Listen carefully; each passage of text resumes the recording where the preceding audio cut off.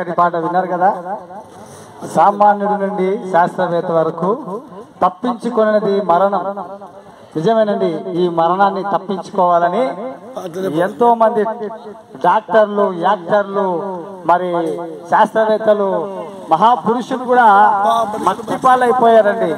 అయితే ఈ మరణాన్ని తప్పించుకోవాలని ఎంత ప్రయాసపడ్డారంటే చెప్పలేవు పిల్లరా. ఒక్కొక్కరు వారికి ఉన్నటువంటి జ్ఞానంతో ఎలాగైనా సరే మరణాన్ని తప్పించుకోవాలనుకున్నారు, కానీ ఎవరి వల్ల కాలేదు మరణాన్ని తప్పించుకోవడం. కారణము మానవుడు పాపము చేసిన వానికి పాతాళము పట్టుకొనడు. అంటే మనిషి మరణించాల్సిందే పిల్లరా. దాని కొరకు ఈ భూమి మీద మానవుడు ఎన్నో ప్రయత్నాలు చేశాడు, ఎన్నెన్నో ప్రయత్నాలు చేశాడు. కానీ చంద్రమండలానికి కూడా వెళ్ళాడు, కానీ తన ప్రాణమును దక్కించుకోలేని పరిస్థితుల్లో ఉన్నాడు.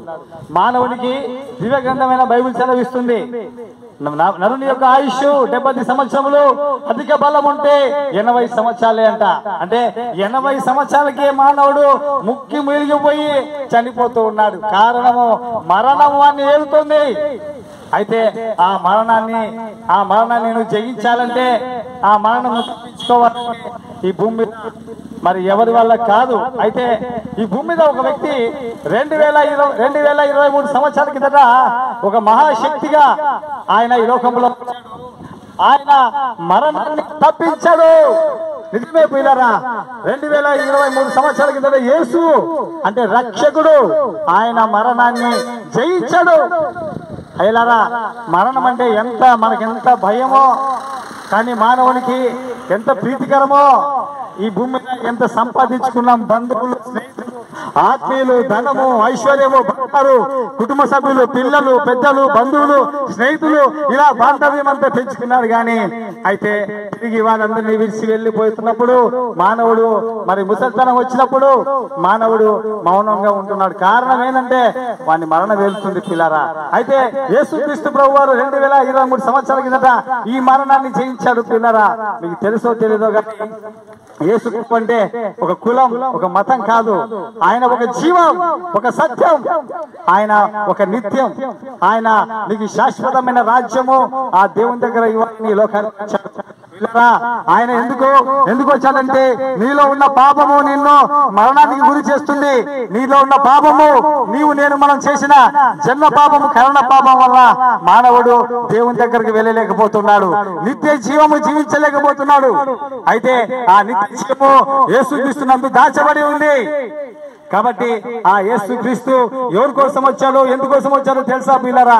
ఆయన నీ కొరకే వచ్చాడు, నా కొరకు వచ్చాడు, మనందరి కొరకు ఈ లోకానికి వచ్చి మనందరి కొరకు ఆయన తన ప్రాణమును పణంగా పెట్టాడు పిల్లరా. తన అమూల్యమైన రక్తము ఆ కల్వరి శిలువ రాను పైన కాచి ఆ రక్తం ద్వారా నీకు నాకు పాప విమోచన కలిగిస్తున్నాడు.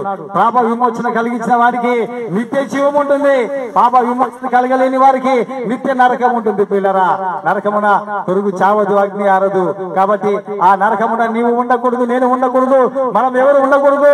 మనందరి కొరకు ప్రభువైన యేసుక్రీస్తు భూమి మీద ఆ మూల్యాన్ని చెల్లించాడు, ఆ యొక్క క్రయధనమును ఆయన చెల్లించాడు.